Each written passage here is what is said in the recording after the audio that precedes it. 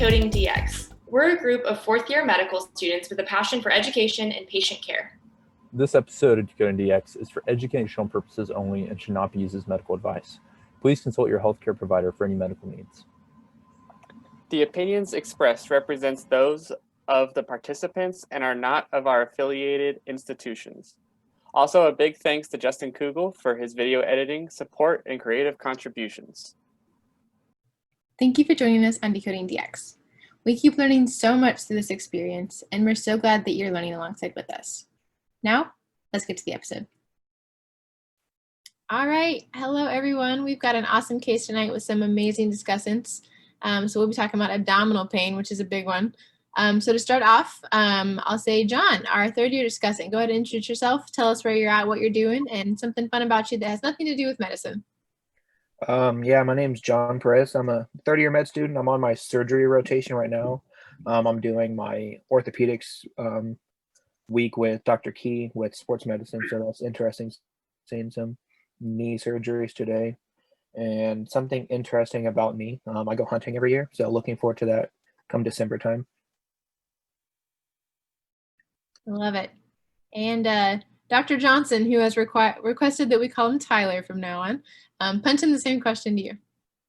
Yep, my name is Tyler. I'm a third-year medicine resident here at KU. I'm from Independence, Missouri, so right down the street. I'm going into hospital medicine. I'll be sticking around KU next year as well, so you might see me around some. And my more interesting fact is I actually like to listen to almost exclusively the heaviest possible death metal I can find, which most people don't suspect.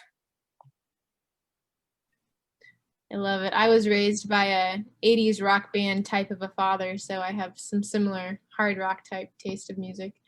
I love it. Alrighty, well, John has already taken over the screen, so we'll go ahead and get started with our case. So our chief complaint, we have a 77-year-old male presenting with a chief complaint of abdominal pain, yellow skin, and quote unquote, I've been peeing orange. And I quote. So, John, hearing that, what are your first thoughts? What's going through your head?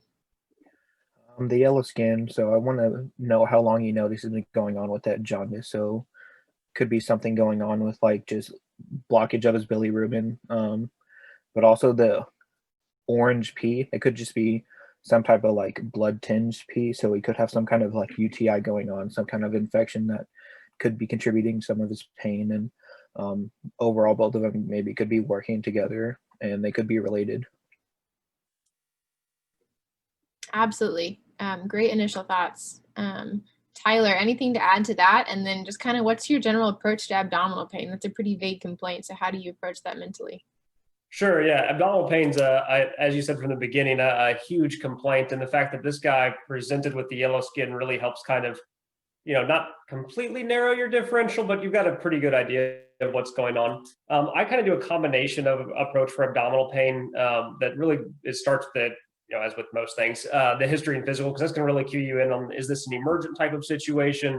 Is this something that you can, take your time working up and kind of get your timeline of how quick? And then after that, truly once you get your first history and physical in, I think from there a systems-based approach is best for abdominal pain just because it is so large. And again, fortunately, this guy's chief complaint really kind of focuses you in, but getting the rest of that history will be kind of your next determining steps to figure out what you need to do and how fast you need to do it in this type of situation. Yeah, absolutely. That's a great approach. John, one other question to you. I know you mentioned kind of the yellowing of the skin. What kind of are the big thought processes that go through your head as far as what would you want to be asking to try and parse out what could be causing that jaundice? Yeah, I would want to know if he has any kind of like abdominal pain, specifically where it's located. If he has any kind of like medical history related to any kind of liver processes, how much alcohol he tends to drink, any history of surgeries or any kind of like history of like gallstones in the past. Yeah, for sure. I think one other possible etiology that we in medicine can oftentimes forget about because we're so focused like on the liver, the gallbladder, is that hemolysis can also cause jaundice. So thinking about like any new medications, any history of yellowing in your skin, And I think that's a big thing to remember, that patients don't normally know what jaundice means. So just asking, like, has your skin ever looked like this before? Just to kind of, pick up on that. Maybe he has a hereditary issue. So just something to never forget about the hemolysis is happening, because that can also be life-threatening. But yes, I love those initial thoughts. Those are great kind of mindsets to think about this. So to get a little bit more history, John, I apologize. It was not a 77. I misspoke. It was a 57-year-old male. So 57-year-old male. So he was presenting, this was a case I had in the ED a month or two ago. And he had, there's my husband in the background. 1 week ago, he started having diffuse abdominal pain, which he described as like a soreness that at this point was 10 out of 10. It had kind of been progressively worsening, and now it was 10 out of 10. He said it's mainly in the upper abdomen on both sides, and just kind of like up into his lower chest. He said it just kind of like goes up under his ribs. During the same time, he also had some diarrhea, but he said the diarrhea wasn't particularly any weird colors. It was just diarrhea. But his urine had been bright orange, is the way that he described it. But it was not painful. He had no burning or pain with urination. He also had some new potential shortness of breath over the last few weeks that gets a little bit worse when he moves around and tries to exert himself. So as far as his medical history, he has hypertension, and he was diagnosed with hepatitis C about 5 years ago, but he hadn't gotten treatment for it at any point. He is currently unemployed, and he smokes about 1.5 packs per day and drinks about 6 beers per week, kind of spread around the week, one a day on average. His only medication is lisinopril 20 milligrams every day, and he said that he has been taking that pretty regularly. I'm going to let John catch up super quick here. Another just kind of side note, he really hasn't followed up with doctors super regularly. He sees a doctor every once in a while when he feels ill, but doesn't see one regularly. So on review systems, it was positive for skin yellowing, chills, diarrhea, and nausea. But review systems was negative for fevers, loss of appetite, headache, vomiting, rashes, dysuria, dyspnea at night, so like paroxysmal nocturnal dyspnea, or any sort of leg swelling. On physical exam, his vitals were actually remarkably all within normal limits. His blood pressure was 132/85. His temperature was 37.2.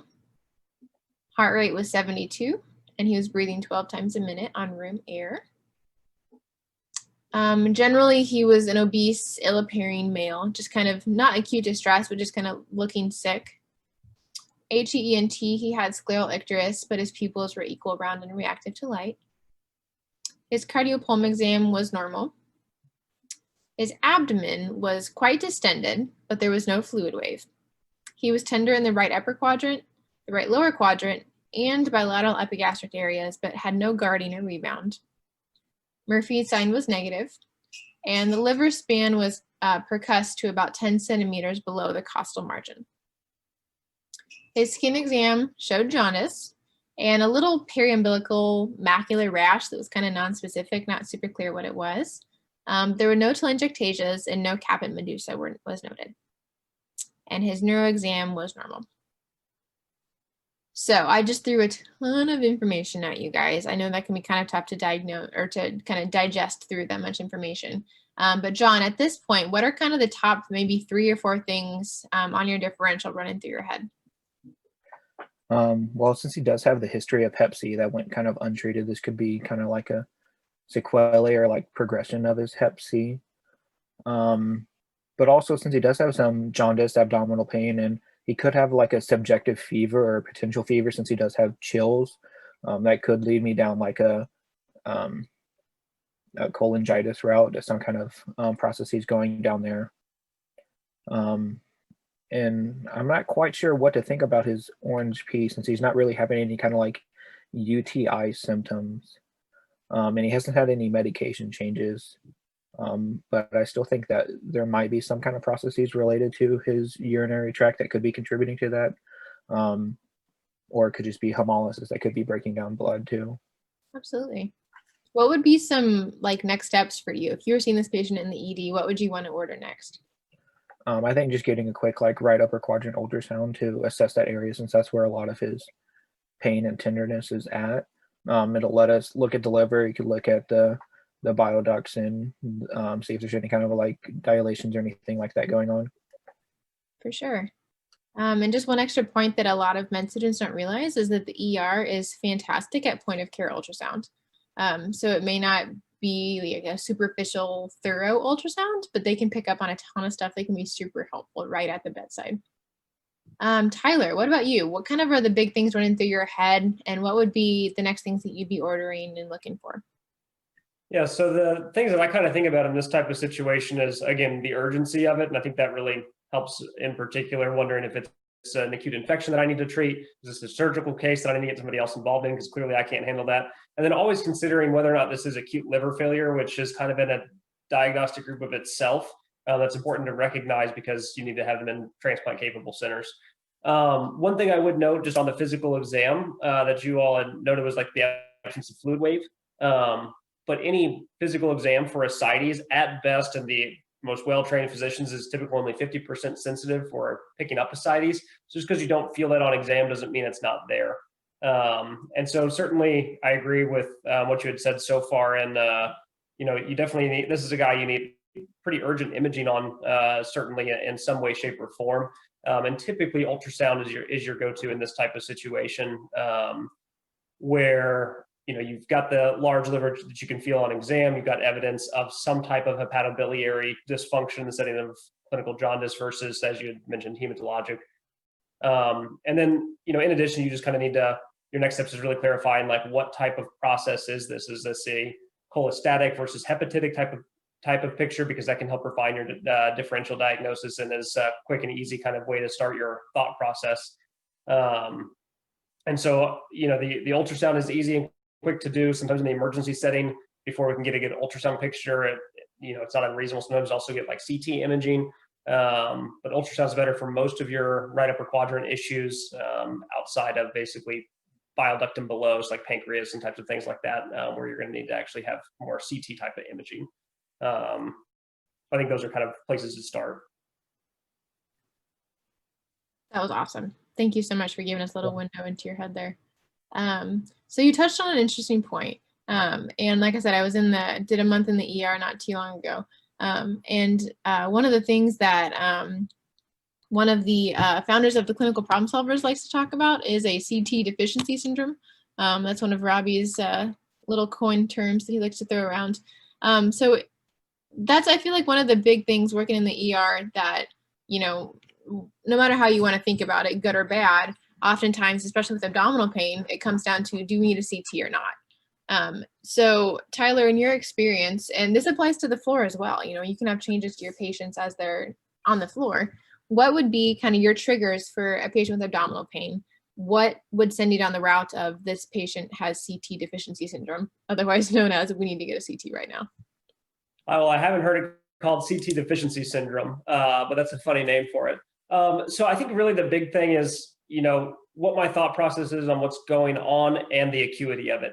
In this type of guy, clearly he's got a pretty acute process going on, and that's only been a week. He hasn't had this happen before. He doesn't have any chronic signs as far as we could tell of liver decompensation, and we don't know what's going on with it. And certainly that becomes a potentially urgent situation and trying to figure out what's going on with it, and whether or not he's got something that you need to intervene on differently. So I think when you're in the ED setting, and you've got somebody with such a new onset acute type of situation where you've got clinical evidence of serious illness going on and somebody in 10 out of 10 pain, the risk of missing something is certainly very high there.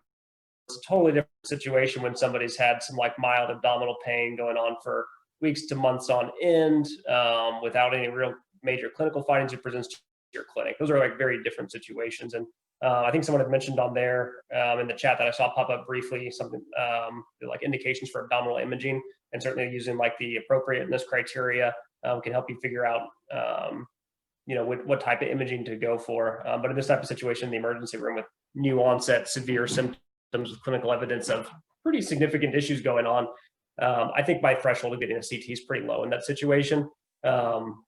But I also think that, if we, depending on what your first labs show too, the ultrasound may end up being a better initial test. Just kind of depends on a little bit more information before we jump right to that next measure. Absolutely. Thank you for that breakdown. That was really helpful. One more question before I give you guys more information. John, I'll start with you if you have any thoughts. A lot of these tests take time, and this patient is reporting 10 out of 10 pain. So what type of pain regimen would we give this patient while we're doing this workup? Any thoughts? Yeah, I mean, since he does have like history of some hepatitis, you would want to consider just having like liver protector or not giving any kind of meds that like affect the liver. I don't know. Maybe you could. Yeah, I'm not super up to date on all of the pain medication. I have to review all of that still. You just said the most beautiful 3 words. I don't know. Those are so great. And I think it's really important to recognize that and not just, say something because we can say something because we've been asked, but instead to go to up to date, go to other resources online. I don't know any doctor that has memorized all of the medications in the world that are safe for liver failure versus kidney failure. There are common ones that we know of, but it never hurts to double check, especially when we're early in training. So one easy resource would be to go ask your senior. So Tyler, what would you start with this guy for pain meds? Absolutely agreed. Never hesitate to say, I don't know, figure it out, look it up, or ask somebody. Better than making the wrong choice.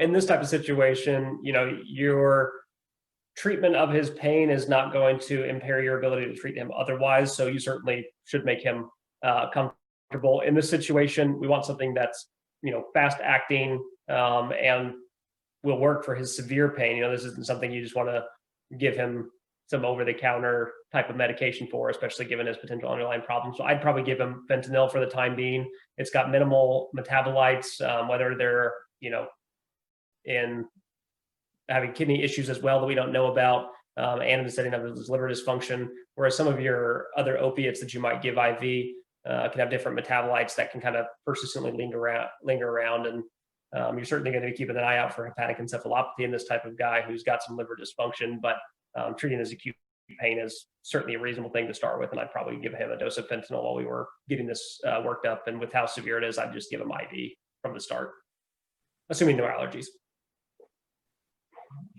For sure.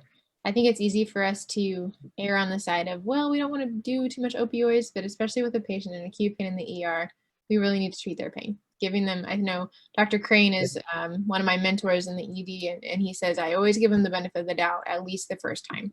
If they're in severe pain, let's treat their pain. Okay, so finally, I'll stop asking questions and give you some more information. So initial labs, his white blood cell count was 9.3. His hemoglobin was 16.8, and his platelet count was 123,000. His sodium was 134, potassium was 4.1, chloride was 102, bicarb was 19, BUN 27, creatinine 1.11, and glucose 119. His ALT was 111. Sorry, AST was 111. ALT was 80. Total bilirubin was 26.9. His alkaline phosphatase was 155. Albumin was 3.8. Magnesium was 1.5. INR was also 1.5. Good old Uncle Bob will be happy we got a UA. His specific gravity was 1.015 with positive bilirubin, increased urobilinogen, and 1+ blood. Some normal results that came back that are of note was that he had a normal lipase, a negative troponin, and a normal lactate. So any thoughts real quick before I give you guys imaging? John, any thoughts given those labs? I'm still slowly processing them. I think I missed a couple of the latter ones, just the specific numbers. So I'm waiting for the typing to catch up. Yeah, no worries. I think he's got most of it. The things that he doesn't have is that the normal lipase, troponin, and lactate were all negative or normal. And this is a lot of information to take in. right off the bat. So if you need some time to process, that's totally fine. Just listening to it, I thought maybe his white blood cells would be elevated, but he doesn't have a white count. So that's leaning away from like an active infection at the time. His electrolytes looked okay, although his bicarb is low, so making me think there's some kind of like acidosis going on that's consuming some of his bicarb. His billy is elevated. His liver enzymes are elevated. AST more so than ALT, but I don't think it meets the criteria for like an alcoholic hepatitis standpoint. I don't think they're the 2-to-1 ratio. And then on his GUA, having the bilirubin in there, having the urobilinogen in some blood, it's just showing that he definitely does have that elevated bilirubin, but it's being conjugated so it can be excreted as urobilinogen. That is a great point. That was beautiful, John. We were talking, there were some questions in the chat about what was the direct versus indirect, and your point that the fact that he has high urobilinogen tells us that at least some of it has to be direct, because otherwise it wouldn't be in the blood and it wouldn't get in the urine as conjugated. So that was awesome. I didn't even think of it that way. Great workarounds for not having lab results. I do believe it was a mixed. I know we had the breakdown. I don't have the numbers in front of me, but I believe it was a decently equal mix between the two, direct and indirect. Tyler, anything quick to add before we give imaging? Yeah, I think you had a good breakdown there and kind of mentioning the high points there. I think the thing that I was just thinking about with my liver enzyme panel is thinking about, as I mentioned earlier, whether this is more of a hepatic versus a cholestatic pattern. That doesn't always work out and giving you exactly what it is, like which direction you're heading with things. But when you've got such a disproportionate elevation in your bilirubin or sometimes the alk phos relative to your elevated liver enzymes, then more than likely it's moving more towards a cholestatic pattern. So that can be either basically post-hepatic as part of it, although some intrahepatic issues can also still cause some relative cholestasis and cholestatic pattern in your liver enzyme elevation, even if it is a primary hepatocellular problem. But oftentimes when it's more hepatocellular and acute injury in that type of form, you will see a disproportionate elevation in your liver enzymes as opposed to your alk phos and bilirubin. The other things I think worth pointing out is that his platelets are just mildly low, and so that less than 150 is still thrombocytopenia, and that INR being kind of high at 1.5. The thrombocytopenia does make me at least wonder, is there some type of maybe chronic liver process that's been kind of brewing in the background that's been subclinical where he hasn't noticed it? And then what I mentioned with the INR is that INR is right on that borderline of 1.5, meeting some partial criteria for acute liver failure, which is typically basic, evidence of liver dysfunction in the setting of encephalopathy, elevated INR, and that true liver dysfunction that's less than 26 weeks, which has its own kind of issues that need to be kind of thought about because you might need to be going down the side of transplant. That's probably not where this is heading, given this is fairly acute with mostly bilirubin elevation, but something to at least have in the back of your mind is still part of your ongoing thought processes. Does he meet acute liver failure criteria? And then I guess one other thought with the labs, just in general, we don't think about it too much, but phosphorus levels in basically anybody with liver issues, it's always worth kind of checking at least at the beginning. They have the potential to consume a whole lot of phosphorus, which can lead to cardiac depression, muscle issues, and a variety of other issues cardiac related, and can increase mortality. So certainly checking phos levels in anybody with liver or any liver issue is reasonable, especially in kind of the urgent evaluation, especially if they haven't been eating or drinking much, like in some of our alcoholics, they'll start consuming it pretty quickly, and it's not often checked, but something to think about too. Yeah, I was just about to ask whether that had something to do with like refeeding syndrome for like getting alcoholics back on with just making sure they have enough phosphorus and magnesium. Yeah, definitely in the alcoholics, that can be a big one, but even outside of alcoholism with liver diseases, they can have a lot of phosphorus derangements. I love that discussion, guys. That is so important. I think refeeding syndrome is a personal passion of mine, just because I think it gets neglected in a lot of patients that it actually is relevant in. So I love those thoughts. So I'm going to give you some imaging. So we were concerned about this guy. He looked pretty sick, so we were concerned enough to just go straight to the CT, the good old donut of truth. So I'm actually going to try and share my screen as well, because his CT was pretty interesting. Can you guys see my screen? No, No. Okay. I think John has to stop sharing. Okay, there we go. You got it? Yeah. Okay. Okay. So the CT read, so we had some choledocholithiasis with mild biliary ductal dilation. And he also had some clear liver cirrhosis with some findings of portosystemic varices and splenomegaly and a left hydroureteronephrosis. So just looking at the CT right here. So some things to note. One is just look at kind of the nodularity of this liver. Normally livers are a bit more smooth than this, and you can kind of see this guy's is just kind of junky looking. Some other things is that we were able to actually catch a decent amount of the stones that were in his biliary system going through that were ended up blocking, and you can see a little bit better on this image that he's got a ton of stones in that gallbladder down there. They're just hanging out, and they're pretty darn big. And this view, you can also see the kind of fibrous nodularity of his liver here. And then going down, looking at this view, again, you can see just kind of the irregularity in his liver and just see that it is pretty large. And then here in this one, you can see the left hydroureteronephrosis. A little bit further down, you could see the stone more clearly, but you can see that this left kidney is much larger than the right kidney. So that was an incidental finding as well. So I guess scrolling back up, this is my favorite image. This one here, I think, just shows the whole abdominal pathology pretty well. So this guy had quite a bit going on. So I'm going to stop sharing that. John, you can take back over.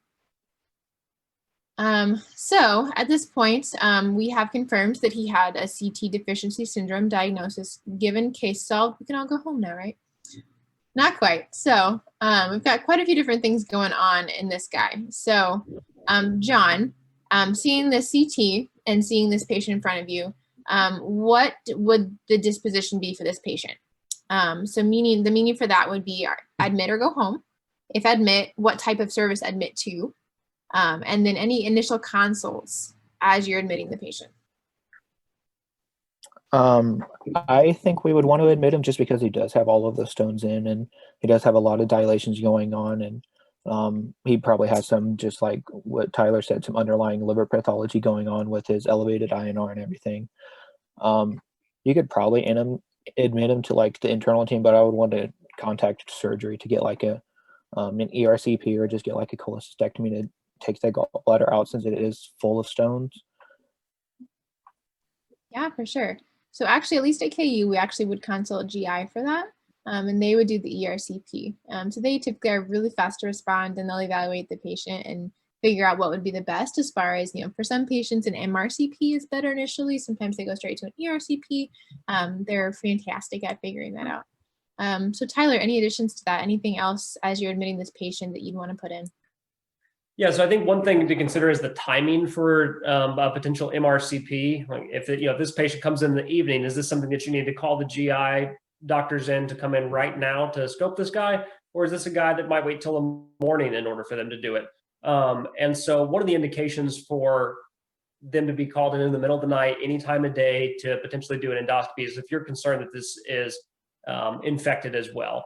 Like not just choledocholithiasis, but ascending cholangitis on top of his choledocholithiasis, because they can get very septic very quick if that source control is not had, usually through an ERCP, as you had mentioned. This guy, while he's in some pain, doesn't sound like he's necessarily needs to have his scope within the next hour or two type of guy, but it's still somebody that I would at least talk to the GI consultant team, probably at the time, even if it is later in the evening, to at least let them be aware so they can help make that decision about whether it's going to be a come in the middle of the night case versus a morning case. I think that the other part of the imaging shows that kind of what we had thought was probably going on is that he does have those underlying chronic changes as well. The fact that he's got the nodular liver to suggest cirrhosis, he's got evidence of portosystemic hypertension with his varices and splenomegaly. And so that just kind of helps me feel a little bit better about his thrombocytopenia and elevated INR, that those are maybe a little bit more chronic, as opposed to something that I'm really thinking about acute liver failure. It sounds like this is just a acute injury from his secondary, like choledocholithiasis, with background cirrhosis. The other thing is that, you had mentioned surgery. And so this is certainly somebody who likely will need a cholecystectomy because of the severe stone burden that's causing a potentially life-threatening illness. But you got to also remember that this guy's a pretty high surgical risk. Just having cirrhosis is a pretty high, puts you at a much higher risk for surgery. That's just a pretty severe illness. So while it's not an absolute contraindication, and he will probably need it, he just might need a little bit of optimization. And then one other kind of side note that I want to backtrack on to, just since we were talking, since now we showed that this guy had cirrhosis, was his mild metabolic acidosis that we had mentioned previously. It's kind of backtracking to those labs in the setting of cirrhosis, due to a similar pathophysiology that people get the pulmonary erythema and telangiectasias. They have a relatively high estrogen burden. So similar to pregnant women, they actually end up, that estrogen ends up driving a little bit of hyperventilation. And so you'll get a little bit of chronic hyperventilation that ends up having a compensatory metabolic acidosis to make up for that respiratory alkalosis that they're always generating. So it's not uncommon for patients with cirrhosis to see just a very mild compensatory metabolic acidosis, like down in 18, 19, 20 range. So that's probably, in the absence of any other reason, why you might need a little bit of confirmatory lab work to truly be confident in that. It's not an unexpected finding. What a fun pearl. I love when physiology overlaps. That is so cool. Thanks for sharing that, Tyler. Okay, so I think a really good distinction that Tyler just brought up, the difference between interventions that are urgent versus emergent versus like crisis trauma bay type stuff. So those are types of terminology that can be kind of confusing to med students. So urgent typically means like within the next day or so. So you'll hear that referred to patients sometimes like, that have cases like this sometimes in an ERCP tomorrow, or, maybe patients with like an acute coronary syndrome that need a stress test in the morning. It's maybe urgent, but not emergent. Whereas emergent means like ASAP right now, we need to get stuff rolling. That would be like a patient that has like a STEMI and we need to go to the cath lab, or a patient with cholangitis that we need to get that stone out. Otherwise they're going to go like super septic real bad now. So those are just two similar terms that can be confused oftentimes early on in training. So Tyler, one thing I wanted to clarify with your experience with that platelet count in INR, would GI give you pushback about doing a procedure in this patient right now? I don't think that he would have a whole lot of pushback for a procedure. Certainly if there was an urgent or emergent indication, this wouldn't be prohibitive of a surgery. With his platelets being above 100,000, that's usually pretty good platelet function. You start to worry more the lower you get below 50,000, and certainly you get some certain contraindications at certain thresholds. His INR, while mildly elevated, also probably doesn't portend a significant bleeding risk, especially given the relative balance of procoagulant state and anticoagulant state that is in the setting of cirrhosis. It wouldn't be a guy who's unreasonable if you wanted to see how much you could correct his INR with vitamin K if he's especially not eating a whole lot. It's not unreasonable to give him vitamin K to ensure that it's due to his inherent inability to produce those factors as opposed to a vitamin deficiency. But in and of itself, you're not giving this guy FFP before the procedure. You're not giving any other type of product to correct his INR typically. If it was higher, they might want you transfusing FFP or infusing FFP while he's undergoing the operation. But in his situation, I don't think there'd be any contraindications from that standpoint. Great. Super helpful. So we were in agreement with you guys. This patient was admitted to medicine with a hepatobiliary consult. They did come see him. It was kind of like 8 p.m.-ish when we saw this patient. So they did come down to the ER and take a look at him and agreed with us that he needed an urgent ERCP, but not an emergent ERCP. So again, within the next 24 hours, but not emergency at that time.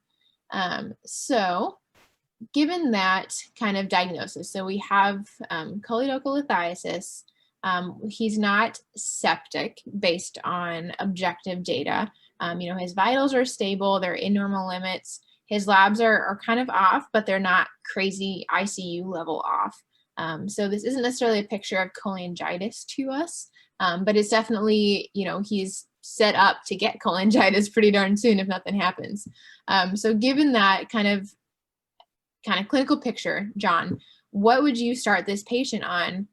Whether you are the ED team or if you were the admitting team, what type of treatment would you give him for overnight, knowing that he'll be getting that ERCP in the morning? I think for him, just keeping his pain under control. You wouldn't want to start any anticoagulations just doing the surgery, but I think just managing his pain symptoms, replenishing any electrolytes that he might be down on. So maybe just like running normal saline for him. Probably give him some mag since he is low in mag. Other than that, I'm not entirely sure what else we would want to give for him before the surgery. Yeah. What would be some things that you would maybe, if you weren't the night team, what would you pass on to the night team about watching for this guy in case anything were to happen overnight? Looking for any kind of signs of infection, maybe like going hypotensive or getting kind of like an ultrarenal where you would transition to like get the Reynolds pintad and you like be concerning for the ascending cholangitis to make it more of an emergent situation. That would be the top of my list to pass on. Yeah, absolutely. How often would you want vitals on this patient to watch for those things? Q4 maybe. Yeah, I love that. That's perfect. That's pretty much as often as you can get them on the floor. You're reaching kind of past the capacity of floor nurses to go beyond Q4 in a lot of times because they have to take care of so many patients. If you're in the ICU setting, you can do Q1, Q2 vitals, and that's definitely something that they can handle pretty regularly. But on the floor, going beyond Q4 is kind of tough. So I agree. I would want this patient to be monitored pretty closely overnight. Tyler, what would you have to add to that kind of initial treatment by John? And would you put this patient on empiric antibiotics, or would you wait to see how his clinical course progresses overnight? Sure, I agree with so far what's been said for the most part. So admitting the floor Q4-hour vitals seems perfectly appropriate for this guy. His vitals are fine. He's not hypotensive. He's not tachycardic, no fevers or anything like that. And that's the main thing you're looking for is any type of infectious decompensation with progressive tachycardia, fevers, increasing pain. That might warrant the conversion of an urgent to an emergent type of situation.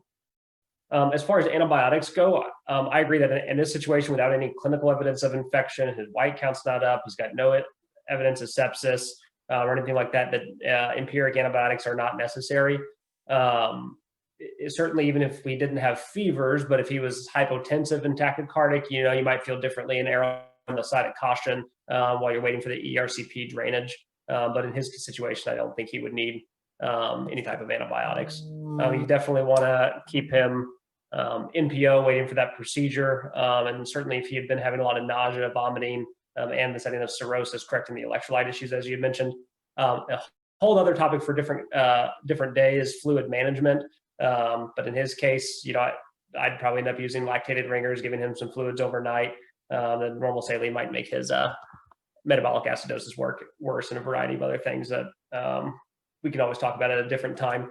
But yeah, so I think fluids, keep them NPO, pain control, as you mentioned. And then the other thing that at least mentioned for them checking out is as far as mentation goes, at least one of the things that you want to think about is if you were to have hepatic encephalopathy, you'd be more worried about infection causing altered mentation because that's your more urgent issue, which is something else to keep in the background. And then the other thing to think about too, especially even maybe not possibly on the first night, but going into the next nights too, is you don't know how honest this guy was with drinking history. And if you might start withdrawing, especially in the evidence of cirrhosis, maybe his cirrhosis is all from his obesity and his hep C. Maybe he drinks a lot more than 6 beers a week. And so probably giving him that empiric thiamine and folate, just knowing that he has a chronic drinking history and cirrhosis, and then knowing that he's at risk of withdrawing as well, potentially, and at least having that in the back of your mind as another thing that may come up. Those are all such great points. John, one more question. So something that I think is always really helpful for putting in your handoff for the night team is not only watch for these signs and symptoms, this is what we'd be concerned about in this patient, but also if those things happen, here's what you need to do.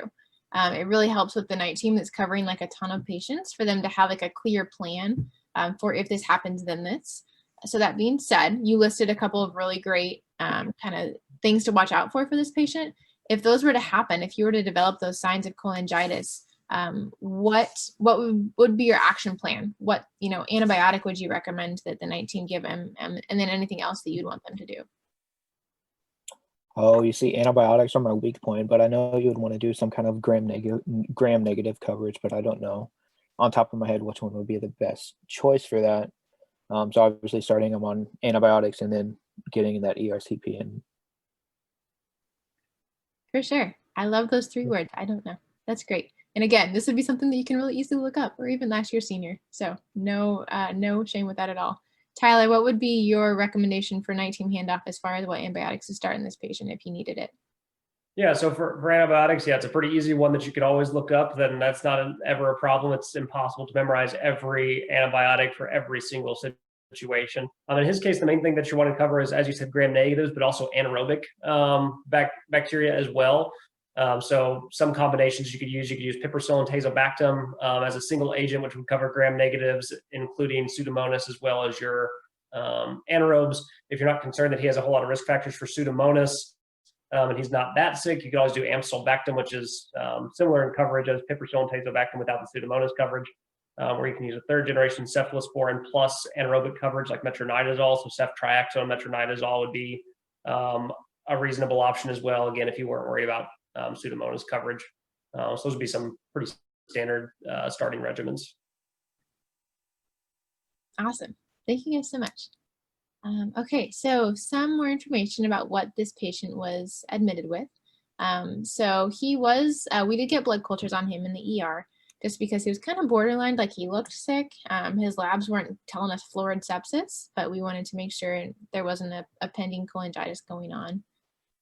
So we got some blood cultures. He also was, we did go ahead and start him on some empiric piperacillin tazobactam. And that was in combination with not only the anticipation of the ERCP, but also the anticipation of a ureteral, procedure. Couldn't find that word there. So that's kind of, I'm not focusing on the ureteral part of this case because I want to, not bite off too much that we can't chew here. But he did have a massive ureteral stone. That urology also saw him and said that they would do a procedure after the ERCP. They agreed that the choledocholitis was much more of an urgent issue since that right kidney of his was functioning totally normal. So in anticipation of both of those 2 procedures and the concern that this guy might decompensate overnight, he was started on piperacillin tazobactam empirically. The day after admission, so he was admitted kind of, late one evening, the next day, he did get an ERCP. They were able to remove, I think, 3 different stones that were lodged in that bile duct. And he immediately felt a lot better. His abdominal pain got much better after that procedure. His distension went down, and slowly his jaundice did improve. The following day after that, so on admission day 2, he did have a ureteral stent placement by urology with renal decompression, and they had plans for staged follow-up procedures to manage his obstructive renal injury and such that was caused by that. So given that we've treated this patient, congratulations, doctors, you've taken out the stones. That being said, John, what are some maybe other issues or concerns that you want to address with this patient prior to discharge? I think one of the beauties of internal medicine is that oftentimes we get patients with acute problems that we can fix in the hospital, and it's very rewarding for us. But at the same time, maybe that person hasn't seen a doctor in 5 years and they don't have a primary care physician. So what are some other things that maybe you'd want to check, that you want to look at before letting this guy go? Do we know what type of stones they were? Were they like the bile stones, or were they like mixed stones with cholesterol in them? I do not know that. I'm sure the analysis was done, but I don't know off the top of my head. Well, if he does have like cholesterol stones, you can talk to him maybe about like triglyceride levels and getting him on that for just like preventative stuff, for not only preventing stones, but like just for cardiac related too, and atherosclerosis. But since he is following up with urology, making sure he's just staying hydrated so he doesn't get subsequent stone development prior to that urology meeting, and having decreasing kidney function. and urinary retention. Yeah. Yeah, those are awesome thoughts. I think those are all really important for sure. Tyler, what would you add? And just kind of from your experience, what's the line between kind of inpatient stuff versus outpatient workup, especially in a patient that you're not quite sure how well they'll follow up outpatient? Yeah, that's always the tough thing is, will they actually do all of our recommendations? I think basically what this guy's main issue, apart from his all standard chronic 57-year-old things that need to be evaluated, is his underlying cirrhosis. We know that he's got cirrhosis because of his nodularity, his thrombocytopenia, splenomegaly. So that itself needs more evaluation. You know, is this hepatitis C, in which case we need treatment? He needs to start, some type of antiviral for that. Or is this from his alcohol, his obesity, or is there a different cause for it? So we would need to kind of start working that process up. Now, whether or not you need to get all that done as an inpatient, it's probably not entirely necessary because this has clearly been a chronic problem. And as long as the rest of his labs are improving and bilirubin's trending down, this is a guy who's probably not going to get back to completely normal labs all throughout. And so you don't necessarily have to order a big $10,000 inpatient workup. They can be a more staged approach. In the setting of cirrhosis, the things you'd also be thinking about, which the hepatologists are quite helpful with, is this guy needs to get a lot of screening tests done. His screening EGD to look for those, I know they mentioned gastric varices, I think in the CT report, but does he have esophageal varices that need either prophylactic intervention on or medications to try to help reduce them? And then he needs to start hepatocellular cancer screening. So there's a variety of things that this guy definitely needs kind of ongoing follow-up and evaluation for over the next, few weeks to months, to kind of start that process to making sure we're not missing an underlying treatable hep C, hemochromatosis, or whatever it may be that's truly the cause of his cirrhosis. And you can start some of that workup, at least getting like your hepatitis, that this guy needs a hepatitis panel, that he needs to get hepatitis C PCR as well. So there's at least some things you can do, but I wouldn't be doing like a full $10,000 cirrhosis workup from the get-go right there. Yeah, those are all like super awesome thoughts. I know at KU we're blessed with a really awesome hepatology department, and they will talk to the patients. They will follow up with them outpatient, assuming that the patients go to see them outpatient, and do all sorts of cirrhosis management and workup. They are fantastic, but not every institution has those types of resources. So I think these are all really, really helpful things to think about. So in our patient, some things that were checked, his hemoglobin A1C was checked. And this was largely because he's, showing these chronic issues and hasn't seen a PCP in many years. And so we wanted to see, if his hemoglobin A1C was like through the roof, that would complicate a lot of other treatments and, wound healing, all that kind of stuff. So his A1C was checked.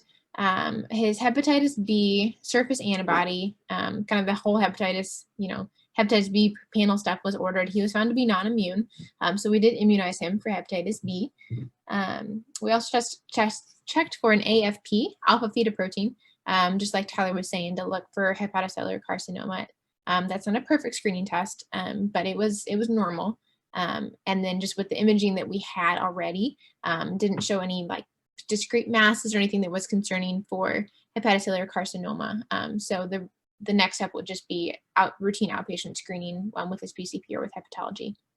And then he was discharged, importantly, with scheduled follow-up appointments. That's something that I think is really important, especially in patients that aren't already plugged into different outpatient providers, is to make sure that we get them scheduled and not just recommend that they schedule follow-ups. That can be a really big kind of step that we may not realize is that big of a deal, but that extra effort on our part can really mean much better outpatient post-hospital care for our patients. So he was scheduled to follow for a PCP in the resident clinic, which I'm a huge fan of. He was also scheduled for a consultation with surgery to look at having a cholecystectomy done to prevent this from happening again in the future. And he resolved, his entire clinical syndrome resolved after a few days in the hospital and monitoring. He felt much, much better, and we were able to get him home. So that being said, you guys were amazing. This was such a great discussion. We've got a few more minutes here. John, any reflections, anything kind of looking back on the case that you found super particularly helpful, or any lingering questions that you feel like as far as practical management of this patient that we didn't talk about that you think would be helpful?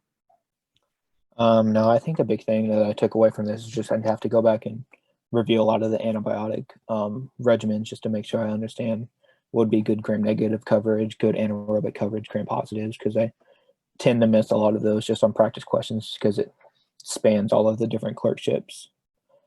But overall, I felt like the management and everything was straightforward enough for this particular case. Great thoughts. And antibiotics are something that are always changing, and I always highly recommend, there's different guidelines for empiric coverage of different things, which oftentimes is the case, especially when we're admitting patients. But also something that's super helpful is to check your own hospital's antibiogram, which basically just shows what their isolates that they find in their patients, what their sensitivities are to different things. So I know at KU, you can easily find that in EPIC. And it's super helpful for helping to guide therapy, because there's a lot of things that we're taught in med school that actually don't really pan out. One kind of classic one is clindamycin for MRSA is really not a thing. That's something that has been very clearly pointed out, and I've been taught very clearly in clerkships, is that we're taught that, but there are some maybe cases where you're trying to maybe sort of coverage for a little bit of MRSA risk, but if you know there's MRSA, or if you highly suspect there's MRSA, Clinda is not a thing. So just things like that, it's always helpful to check your local antibiogram to get a better picture of kind of what you're trying to cover and what would be good for that. Tyler, thoughts, reflections, and then also what are, other barriers that you would maybe anticipate having in this patient that you wouldn't know just from a medical school education how to approach?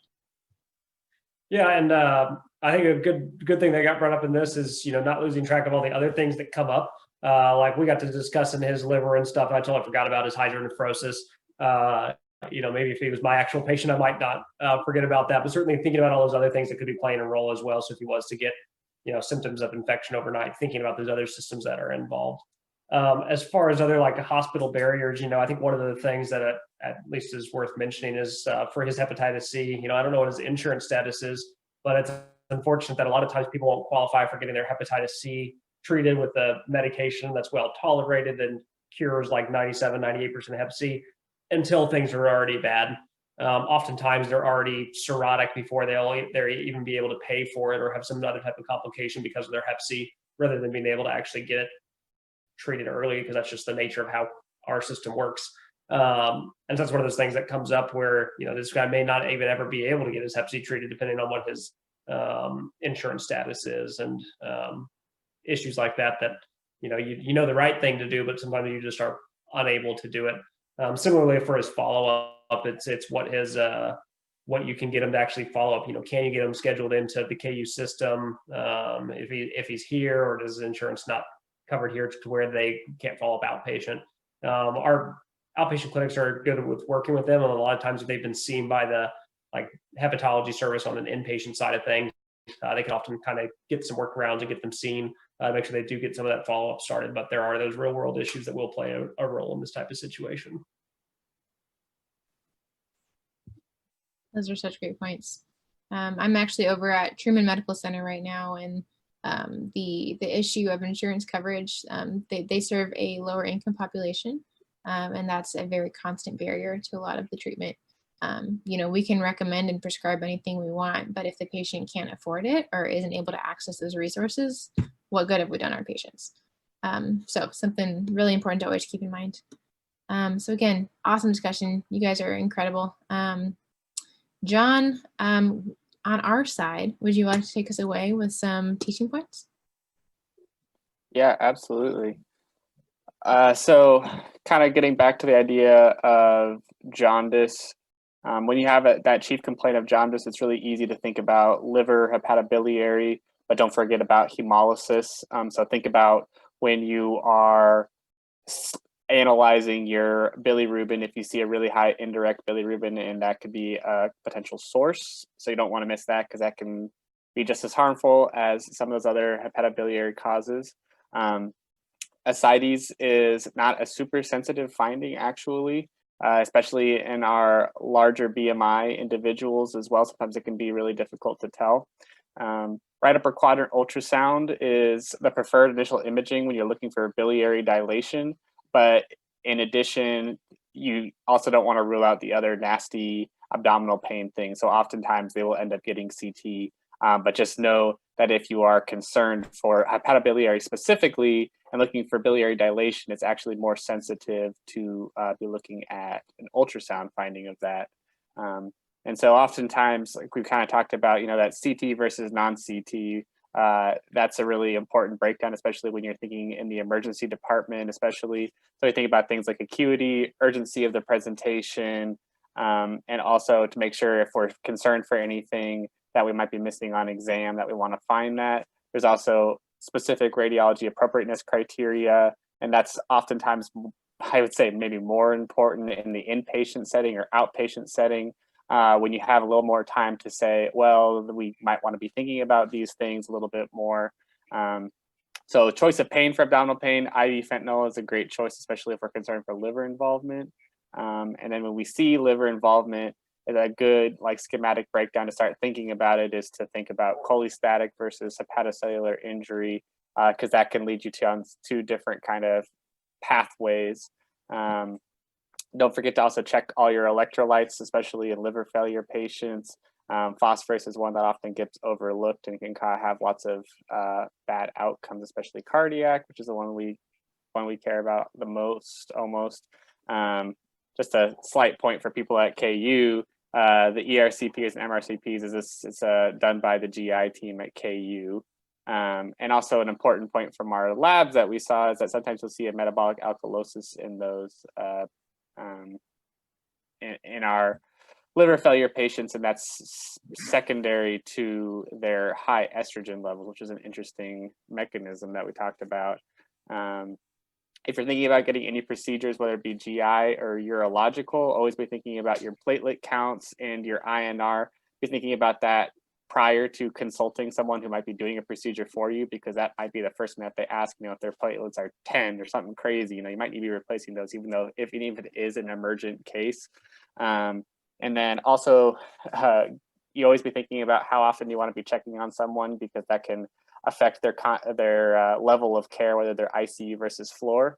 And then we've talked about kind of antibiotic choice for biliary and GI coverage. And one thing I kind of had mentioned it on these notes is that there's also a lot of gram positives. So you want to be thinking about completely broad spectrum, especially for that, because you'll have enterococcus and other things like that. So that's one of those GI bugs that we don't think about as much. It's not usually as damaging systemically, but you'll see it sometimes if you have like a biliary drain. And then also when you have a new diagnosis of cirrhosis, like we kind of had in our patient, there's some things you always want to get: hepatocellular carcinoma screening, thinking about getting an EGD with varices, and also be thinking about their fluid management if they have signs of varices. Those are three things that hepatology services will always want. And some of those they're not super important to always be having, but those are things that your hepatology colleagues will always be addressing when they get a consult for a new diagnosis of cirrhosis. Awesome. We are done early. What's up? I had to move settings because my phone was about to die. Just two things that I just want to add there at the end. It was a metabolic acidosis rather than a metabolic alkalosis for the hyperestrogen. Basically, they get respiratory alkalosis because they breathe a little bit faster and breathe off their CO2, and they get a compensatory metabolic acidosis, just to clarify on that. And then I recommend being cautious with throwing around the words acute liver failure. You'll see other doctors and attendings, residents, everybody will like type in acute liver failure. And I think you gotta be really cautious using that, because that specific terminology is fairly specific. And I mentioned that earlier on because I wanted to make sure I hammer home that point, that you can have acute liver injury, you can have, chronic liver injury, chronic liver failure, but acute liver failure is a pretty specific diagnosis that really escalates that like level of potential care that they need, because that's a potential need for transplant when you truly have acute liver failure. So definitely you want to truly make sure you're thinking that you're not misspeaking on acute liver failure. And I mentioned that just because some of our hepatologists will very quickly question you if you were to consult them and you said like, hey, this guy's an acute liver failure, and you said it nonchalantly, they would be very concerned. So you want to just be very cautious using that terminology and truly mean acute liver failure when you use it.